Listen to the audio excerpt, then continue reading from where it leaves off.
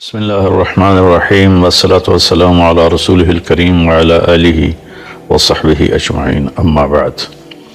میرے محترم بھائیو، دوستو، بہنوں، عزیزو، آج 17 رمضان المبارک ہے جو اسلامی تاریخ کا نہ بھولنے والا دن ہے، اور اس میں ایک جنگ ہوئی جس کو جنگ بدر کہتے ہیں۔ قیامت تک جتنی جنگیں لڑی جائیں گی اس کی اہمیت سب سے زیادہ ہے۔ قیامت تک جتنے مجاہدین جنگیں لڑیں گے، جنگ بدر میں شریک ہونے والے مجاہدین کا اجر سب سے زیادہ ہے اور رتبہ اور مقام سب سے بلند ہے۔ اللہ تعالیٰ نے بدر والوں کے بارے میں کہا، افعلوا ما شئتم فإنی قد غفرت لکم۔ اللہ کے نبی نے فرمایا کہ اللہ فرماتے ہیں، اے بدر والو، جو مرضی کرو، میں نے تمہیں معاف کر دیا ہے۔ تو پھر اللہ کے نبی نے اپنی زبان سے جو ایک گواہی دی، ان تہلک هذه العصابة فلن تعبد، یہ بول کبھی کسی جماعت کے بارے میں نہیں بولا گیا۔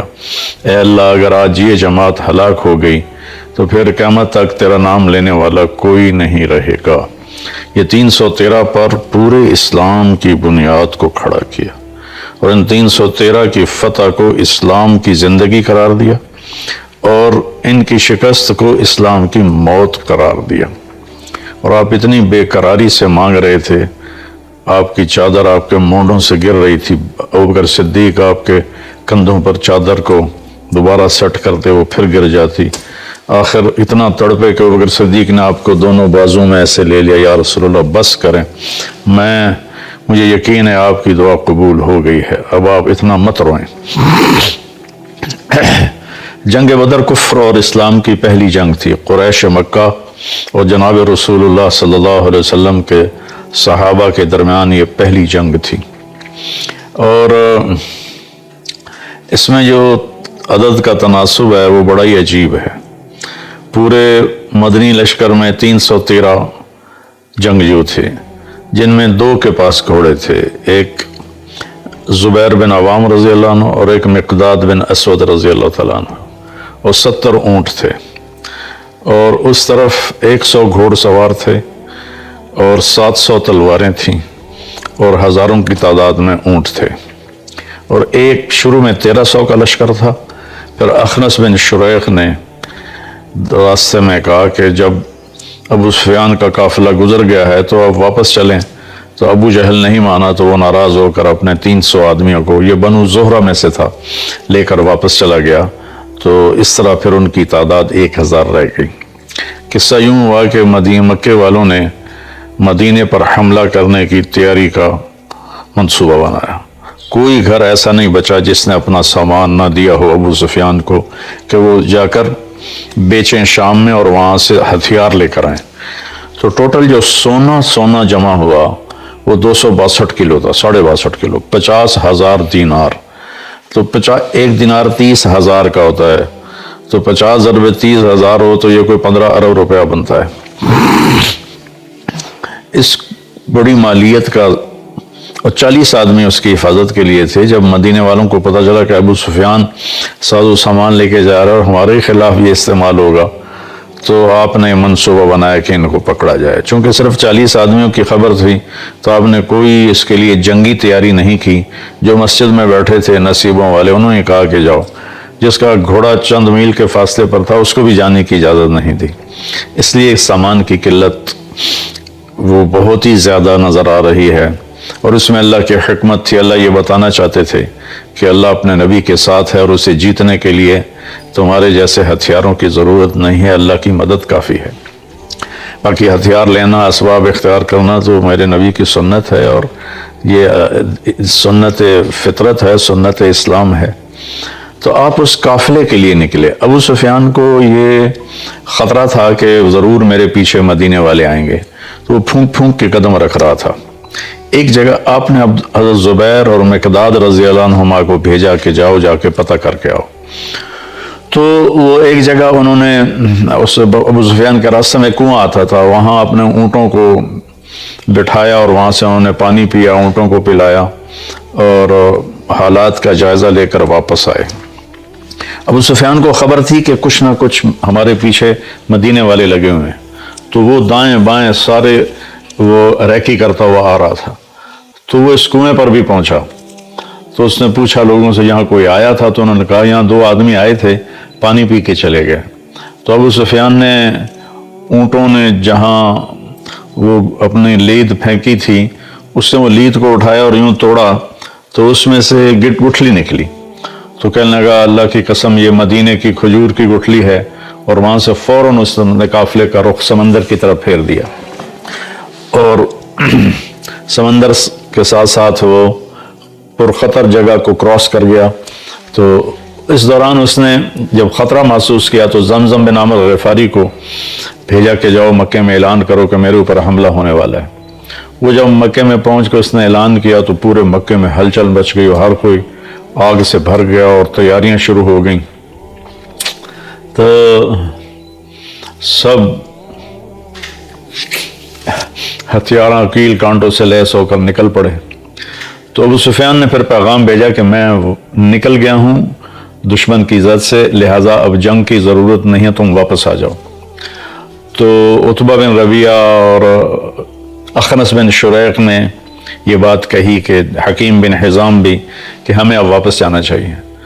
تو ابو جہل نے کہا کہ نہیں، ہم بدر جائیں گے، وہاں شراب پئیں گے، ہماری باندیاں گانے گائیں گی، اور ہم وہاں اونٹ ذبح کر کے کھائیں گے اور پورے عرب کو بتائیں گے کہ ہم بڑے طاقتور ہیں، ہماری دھاک ہے سب پر، ہم واپس نہیں جائیں گے۔ ادھر اللہ کے نبی کو پتہ چلا کہ ابو سفیان کا قافلہ تو نکل گیا، اب تو ابو جہل کا لشکر آ رہا ہے، تو آپ نے اپنے ساتھیوں کو اکٹھا کیا کہ بولو بھائی اب کیا کرنا ہے، واپس جاتے ہیں تو اسلام پر کاری ضرب پڑتی ہے کہ کمزوری واضح ہوتی ہے اور ایک خبر پھیل جائے گی کہ مسلمان بہت کمزور ہیں اور یہ صحیح نہیں ہے، اور اگر جمتے اور لڑتے ہیں تو گردنیں اڑتی نظر آتی ہیں، کہاں 100 تلواریں، کہاں 8 تلواریں، ٹوٹل 8 تلواریں تھیں، اور کہاں 100 گھوڑے، کہاں 2 گھوڑے، کہاں 70 اونٹ، کہاں سینکڑوں اونٹ، کہاں 313، کہاں 1000،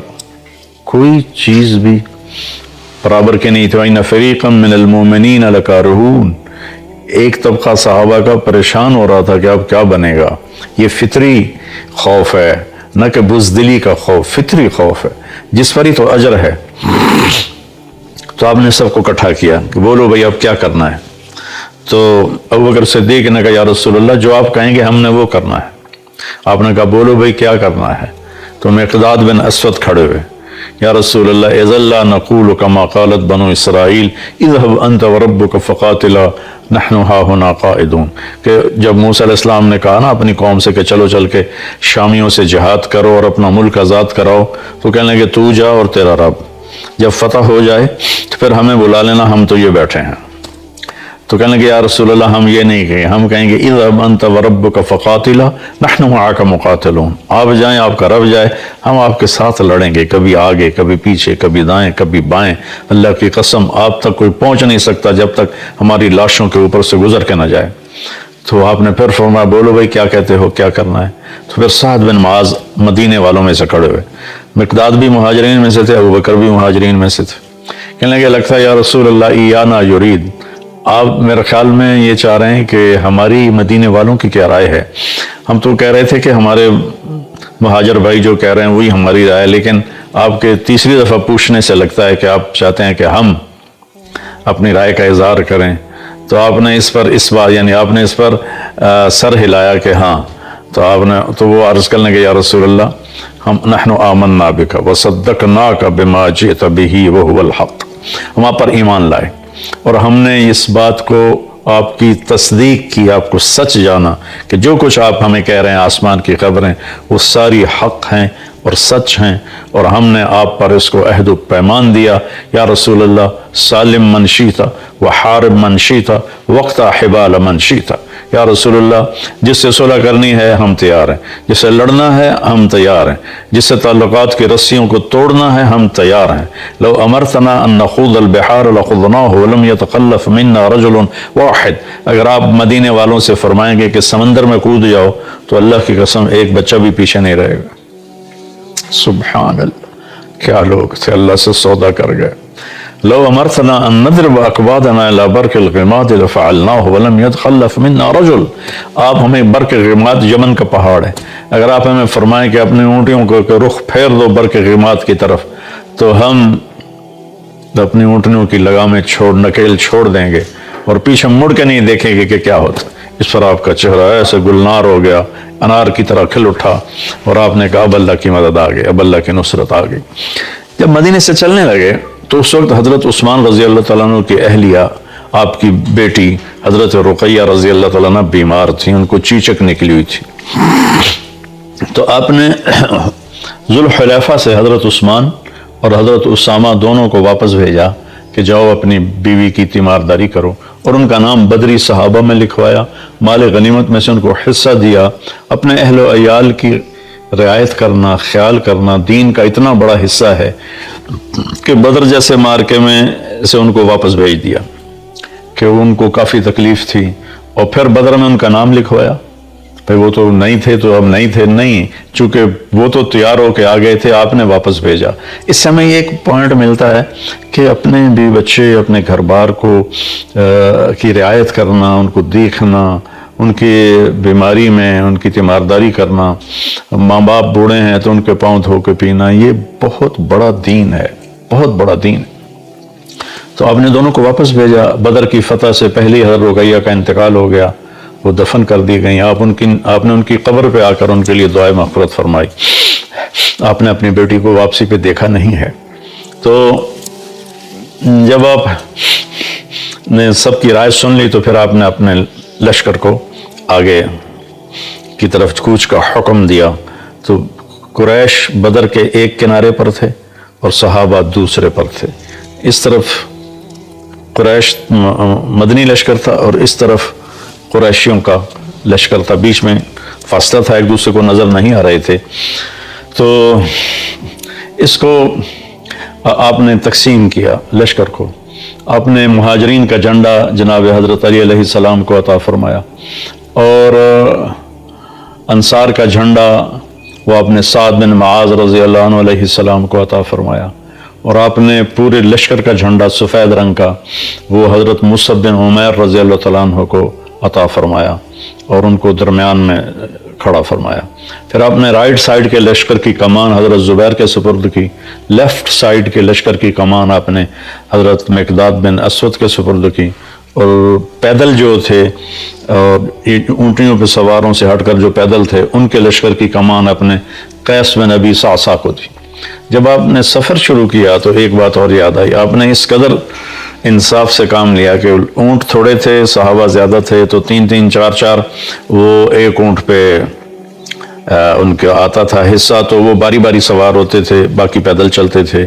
تو آپ کے ساتھیوں میں حضرت علی اور مرشد بن ابی مرشد الغنمی رضی اللہ عنہما، یہ دو اور آپ، یہ 3 آپ کے ساتھ اونٹنی میں شریک ہوئے. تو ان دونوں نے عرض کی یا رسول اللہ آپ سوار ہو جائیں، ہم پیدل آپ کے ساتھ چلیں گے، اپنا حصہ آپ کو دیتے ہیں. تو فرمایا کہ مجھ سے زیادہ تم طاقتور نہیں ہو اور اجر کا میں تمہاری طرح ہی محتاج ہوں، میں اپنی باری پہ پیدل چلوں گا. چنانچہ اس طرح آپ سفر کر کے بدر کے قریب پہنچے، اور رات کو پھر آپ نے یہ دعا مانگی. یہ صحابہ، بدری صحابہ کے بارے میں مہر ہے کہ اگر یہ نہ ہوتے تو اللہ کا نام دنیا سے مٹ جاتا. ان تہلک هذه العصابة فلن تعبد، یہ مٹ گئے تو تیرا نام لینے والا کوئی نہ بچے گا. تو جمعہ کا دن تھا، 17 رمضان تھی، آج بھی جمعہ کا دن ہے، 17 رمضان ہے. کبھی کبھی یہ اتفاق ہو جاتا ہے شمس و سورج چاند کی گردش سے کہ جمعہ اور 17 رمضان اکٹھے ہو جاتے ہیں، کبھی مختلف ہوتے ہیں. تو آپ نے ارشاد فرمایا کہ تیر نہ چلانا جب تک وہ تمہارے تیروں کی زد میں نہ آ جائیں، اور حملہ نہ کرنا جب تک وہ تمہارے پر حملہ آور نہ ہو جائیں. تو اس کے بعد 3 آدمی نکلے مکہ کے لشکر سے، عتبہ بن ربیعہ، شیبہ بن ربیعہ، دونوں بھائی ربیعہ کے بیٹے، ولید بن عتبہ، یہ عتبہ کا بیٹا. تو ایک ہی گھر کے 3 افراد، 2 بھائی اور ایک بیٹا اور بھتیجا. تو ان کے لیے آپ نے بھیجا معوذ بن افراق اور عوف بن افراق اور عبداللہ بن رواحہ، یہ مدینے کے لوگ تھے. تو جب وہ سامنے آیا تو عتبہ نے کہا کون لوگ ہو؟ کہا ہم مدینہ کے لوگ ہیں۔ کہا شریف لوگ ہو، ہماری تم سے لڑائی نہیں ہے، واپس چلے جاؤ۔ ان کو واپس بھیج کر کہا محمد صلی اللہ علیہ وسلم ہماری قوم ہماری طرف بھیج، ہماری برادری سے لڑائی ہے، ان کو بھیج ہماری طرف۔ تو اس پر آپ نے فرمایا عبید اٹھو، عبید بن حارث آپ کے تایا کے بیٹے، یہ سب سے زیادہ عمر کے تھے، اے حمزہ بن عبد المطلب آپ کے چچا، آپ کے دادا کے بیٹے، اٹھو، اے علی بن ابی طالب اٹھو۔ یہ تینوں دو جوان تھے اور ایک بڑی عمر کے تھے، تو لوہے کی آگے وہ سکرین تھی۔ تو عتبہ نے پوچھا کون لوگ ہو؟ کہا کہ ہم قریشی ہیں۔ تم کون ہو؟ کہا میں شیبہ، میں عبید بن حارث۔ تم کون ہو؟ کہا میں حمزہ بن عبد المطلب۔ کہا تم کون ہو؟ کہا میں علی بن ابی طالب۔ کا اکفاءنا، اب ہمارے جوڑ کے آئے ہو۔ تو تینوں شیبہ اور عتبہ آپس میں ٹکرائے، عبید اور عتبہ آپس میں ٹکرائے، اور شیبہ اور حمزہ آپس میں ٹکرائے، اور ولید اور علی آپس میں ٹکرائے۔ تو علی و حمزہ علیہ السلام نے تو 2 منٹوں میں اپنے دشمن کا صفایا کر دیا، ولید کا اور شیبہ کا۔ عتبہ نے تلوار کا وار کیا جس سے حضرت عبیدہ کی ٹانگ کٹ گئی اور وہ گر پڑے۔ تو پھر دونوں شیروں نے جھپٹ کر عتبہ کا سر بھی اڑا دیا اور آپ کو اٹھا کے لائے۔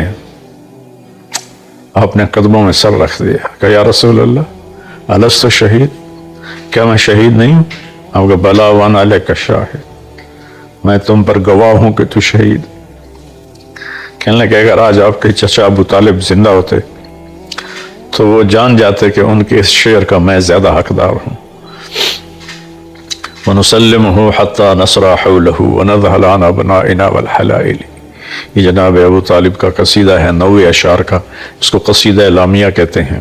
كَذَبْتُمْ وَبَيْتِ اللَّهِ نَبْزَ مُحَمَّدًا وَلَمَّا نُطَاعِنُ حَوْلَهُ وَنُنَاضِلِ وَنُسْلِمُهُ حَتَّى نَصْرَ حَوْلَهُ وَنَذْهَلَ عَنْ أَبْنَائِنَا وَالْحَلَائِلِ وَأَبْيَضَ يُسْتَسْقَى الْغَمَامُ بِوَجْهِهِ ثِمَالُ الْيَتَامَى عِصْبَةٌ لِلْأَرَامِلِ۔ کیا خوبصورت عربی کا شاہکار ہے وہ قصیدہ۔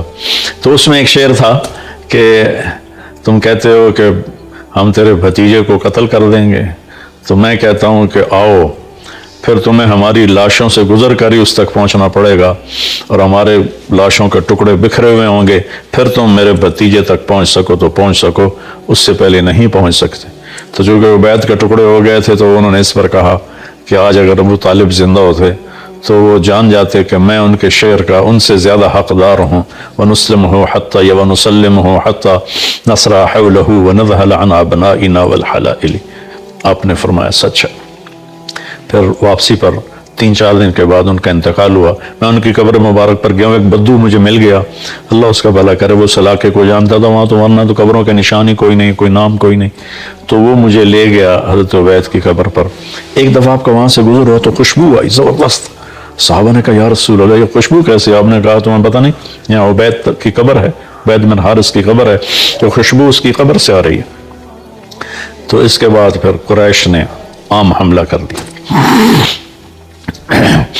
تو اللہ تعالیٰ کی غیبی مدد تھی، ایک ہوا کا جھونکا آیا۔ تو حضرت علی نے پوچھا یا رسول اللہ یہ کیا ہے؟ کہ جبریل آ گیا ہے 500 فرشتوں کے ساتھ۔ پھر دوبارہ ہوا کا جھونکا آیا۔ پھر حضرت علی نے پوچھا یا رسول اللہ یہ کیا ہے؟ تو آپ نے فرمایا میکائیل آ گیا ہے 500 فرشتوں کے ساتھ۔ تو اللہ نے 1000 فرشتے اتارے اس جنگ میں لڑنے کے لیے، اور یہ پہلی اور آخری جنگ ہے جس میں فرشتوں نے باقاعدہ قتال کیا اور لڑائی کی۔ اس سے پہلے بھی نہیں کی، اس کے بعد بھی۔ احد میں شاید کچھ ملائکہ کی روایت آتی ہے، اس کے علاوہ کوئی نہیں ہے۔ تو تھوڑی ہی دیر میں ان کے 72 آدمی مارے گئے، اور 72 ان کے قید میں آ گئے، باقی سارے بھاگ گئے۔ کئی صحابہ کہتے ہیں ہم تلوار اٹھاتے مارنے کے لیے، آگے اس کی گردن پہلے ہی اڑ جاتی، ہم نیزہ اٹھاتے سینے میں پار کرنے کے لیے، اس سے پہلے اس کے منہ پہ کوڑا پڑنے کی آواز آتی اور اس کا چہرہ مسخ ہو جاتا، رنگ سبز ہو جاتا تھا۔ ابو الیسر چھوٹے سے قد کے صحابی ہیں، حضرت عباس کا قد اتنا بڑا تھا، گھوڑے پر بیٹھتے تھے، پاؤں زمین پر لگتے تھے، ان کو باندھ کے لے کے آ رہے تھے۔ عباس رضی اللہ عنہ شرمندہ، تو جب ان کو پیش کیا تو حضرت تو ہمارے نبی حیران ہو کر دیکھنے لگے کہ ابو الیسر عباس کا چچا یہ کیا؟ کہا یا رسول اللہ مجھے اس نے نہیں پکڑا، مجھے کسی اور نے پکڑا ہے، زمین آسمان کے درمیان وہ کھڑا تھا، اس نے میرے ہاتھ میں روڑ کے باندھ کے مجھے رسی اس کو دے دی، وہ تھے جبریل۔ تو ابو الیسر کہنے لگے نہیں یا رسول اللہ میں نہیں پکڑا ہے۔ تو آپ نے کہا چپ کر، ایدک اللہ بملک کریم، فرشتے نے تیری مدد کی ہے۔ تو اللہ تعالیٰ نے اس جنگ میں ابو جہل، توبہ توبہ، تو حضرت معاذ اور معوذ دونوں بھائی تھے، انہوں نے جا کر ابو جہل پہ وار کیا اور اس کی ٹانگ کاٹ دی، ٹانگ کاٹی تو وہ گر گیا، گھوڑے پہ سوار تھا۔ تو اکرمہ آپ کے ایک بعد میں ایمان لے آیا رضی اللہ تعالیٰ عنہ، انہوں نے پھر معاذ کی معوذ کی کندھے پہ وار کیا تو ان کا ہاتھ ایسے لٹک گیا، تو انہوں نے ہاتھ کو اٹھا کے پیچھے کر لیا اور لڑتے رہے۔ پھر کہنے لگے وہ ہاتھ مجھے تنگ کر رہا تھا تو میں نے پاؤں کے نیچے دے کے دبا کے کھینچ کے پھینک دیا اور پھر لڑنا شروع کر دیا۔ میں پڑھتا ہوں تو میرے رونگٹے کھڑے ہو جاتے ہیں، میں تو سوئی چبھ جائے تو ہماری حال اداڑے ہوتی ہے، اور وہ پورا پاؤں ہاتھ کھینچ کے پھینک دیا۔ حضرت عثمان کے زمانے میں ان کا انتقال ہوا، تو وہ گرا تو اس کو انہوں نے زخمی حالت میں چھوڑ دیا۔ جب جنگ ختم ہوئی تو آپ نے فرمایا کوئی ابو جہل کا پتہ کرے، تو عبداللہ بن مسعود ڈھونڈنے نکلے تو وہ سانسوں میں تھا، ابھی زندہ تھا، تو اس کے سینے پر چڑھے اس کو سر اتارنے کے لیے۔ تو کہنے لگے کون ہو؟ کہا میں عبداللہ بن مسعود۔ کہا یا روای الغنم، اے بکریوں کے چرانے والے، لقد صعدت المرتقى، تو بہت بڑے اونچے پہاڑ پہ چڑھ گیا ہے، کاش میری موت یہ بکری چرانے والے کے ہاتھ میں نہ ہوتی۔ پھر کہنے لگا ذرا نیچے سے کاٹنا، لوگوں کو پتہ چلے بڑے سردار کی گردن ہے۔ پھر کہنے لگا اخبر صاحب کا، ہوئے اپنے ساتھی کو بتا دے، انک اليوم ابغض الی من الامس، کہ کل میں تجھ سے جتنی نفرت کرتا تھا آج اس سے زیادہ کر رہا ہوں۔ تو نے اس کی گردن کاٹی اور آ کر آپ کے سامنے پھینکی، تو آپ نے سجدہ شکر کیا اور اللہ نے صحابہ کو عزت دی، کامیابی دی۔ اور اس کو اللہ تعالیٰ نے قرآن میں یوں بیان کیا ہے کہ اذ تستغیثون ربکم فاستجاب لکم انی ممدکم بألف من الملائکۃ مردفین ما جعلہ اللہ الا بشرا ولتطمئن بہ قلوبکم والنصر الا من عند اللہ ان اللہ عزیز حکیم۔ جب تم اللہ کو پکار رہے تھے تو اللہ نے 1000 فرشتے بھیجے، فرشتے تمہاری مدد کے لیے تھے، لیکن اصل مدد اللہ کی تھی، یہ تمہاری تسلی کے لیے تھے۔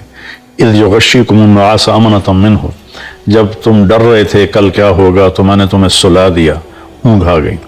وَيُنَزِّلُ مِنَ السَّمَاءِ مَاء، پھر آسمان سے بارش اتاری۔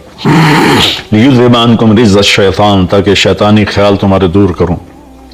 وَيَرْبِطَ بِهِ قُلُوبَكُمْ، تمہارے دلوں کو مضبوط کروں۔ وَيُثَبِّتَ بِهِ الْأَقْدَامَ، تمہارے قدموں کو جما دوں۔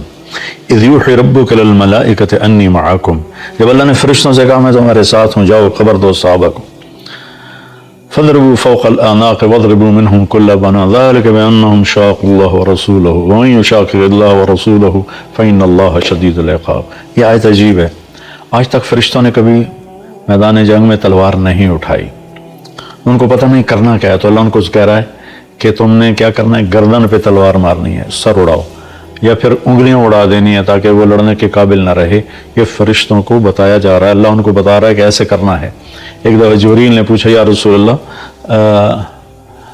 آپ کے صحابوں میں سب سے افضل کون ہے؟ آپ نے فرمایا بدر والے۔ کہنے لگے فرشتوں میں بھی سب سے افضل وہ 1000 صحابہ فرشتے ہیں جنہوں نے بدر کے میدان میں اتر کر جنگ کی تھی۔ تو یہ جنگ بدر اسلام کا ایک بہت بڑا معرکہ ہے، اور اللہ تعالیٰ نے حق اور باطل کو واضح کر دیا۔ اللہ ہمیں بھی حق پہ چلنے کی توفیق